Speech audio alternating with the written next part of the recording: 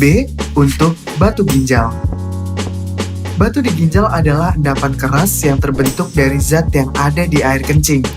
Penyakit batu ginjal atau kencing batu ini biasanya berukuran sangat kecil atau bisa mencapai sekitar beberapa inci. Penyebab batu ginjal bisa terbentuk jika urin mengandung terlalu banyak bahan kimia seperti kalsium, asam urat, sistin, atau struvit. Melakukan diet yang sangat tinggi protein dan minum terlalu sedikit air akan meningkatkan risiko penyebab batu ginjal muncul. Kalau kamu memiliki batu ginjal, kamu akan merasakan sakit disertai mual, muntah-muntah, demam, meriang, susah buang air kecil, dan bahkan kencing berdarah. Untuk mencegah penyakit batu ginjal, kamu disarankan untuk banyak minum air putih, menjaga berat badan tetap ideal, membatasi makan makanan asin, asupan hewani, dan yang mengandung purin. Pengobatan tergantung kepada beberapa hal, seperti ukuran dan jumlah batu, di mana mereka berada, dan apakah ada infeksi atau tidak.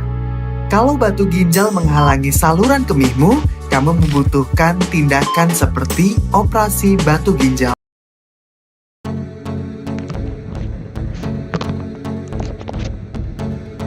Kita akan memahami tentang proses pembentukan batu ginjal di dalam urin.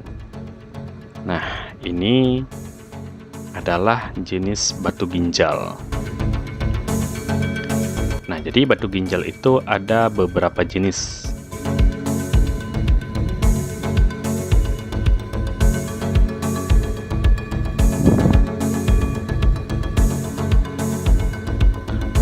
Nah, yang ini adalah kalsium oksalat, kemudian kalsium fosfat, struvit. Nah, ini adalah uric acid atau asam urat. Nah, apabila kita banyak asam urat di dalam tubuh, maka juga akan menyebabkan batu ginjal. Kemudian ini adalah kistin.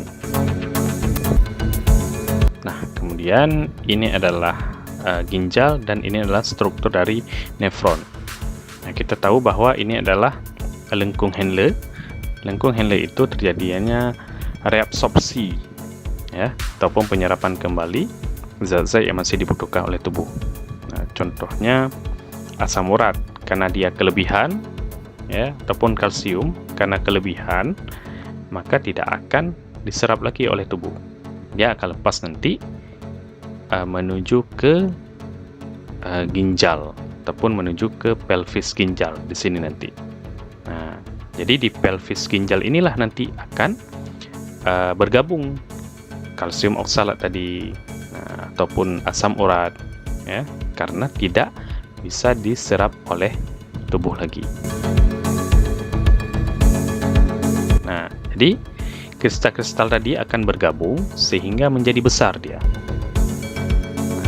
Contohnya seperti ini batu ginjal, kemudian ada yang bergabung sehingga menjadi besar batu ginjalnya.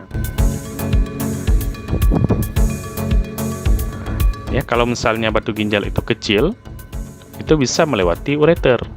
Nah, contohnya seperti ini. Tetapi kalau misalnya batu ginjalnya sudah besar seperti ini, maka untuk melewati ureter itu sudah susah. Nah, seperti ini. Makanya pada saat buang air kecil, dia akan nyeri di ureter ini. Nah, seperti ini contohnya. Dia akan nyeri. Kemudian juga akan mengeluarkan yang namanya darah.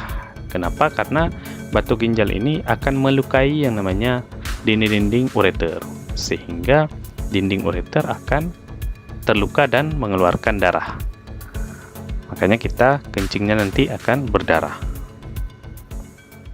Operasi RIRS atau PCNL harus segera dilakukan. Asal kamu tahu, batu ginjal nggak hanya terjadi di dalam ginjal, namun bisa terjadi di saluran ureter hingga kantung kemih. Maka metode RIRS yang dilengkapi alat fleksibel bisa masuk dari saluran kemih hingga ke ginjal dan mampu menghancurkannya dengan laser. Namun jika letak batu ginjal berada di dalam ginjal dan ukurannya lebih dari 2 cm, maka PCNL akan dilakukan dengan membuat sayatan di area punggung selebar 1 hingga 2 cm saja. Lalu alat nefroskop masuk dan hancurkannya dengan laser. Dua metode ini tidak akan membuat luka sayatan yang besar dan pasien dapat Your doctor has recommended that you undergo a stone removal procedure called percutaneous nephrolithotomy, or simply PCNL.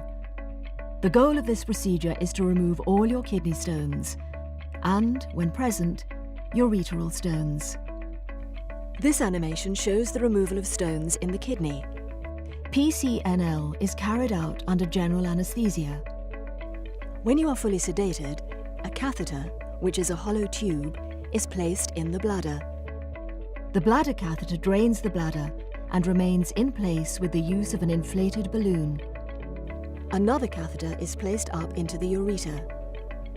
Through this catheter, a contrast, dye, may be instilled to allow a better view and exact stone location, and to facilitate access to the kidney, while your urinary tract is visualized using X-rays or ultrasound. Once the stone is located, access to the collecting system of your kidney is gained using a thin needle.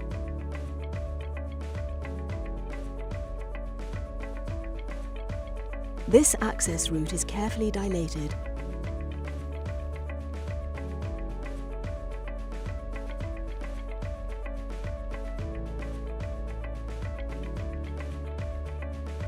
The guide wire allows the nephroscope to safely access the kidney.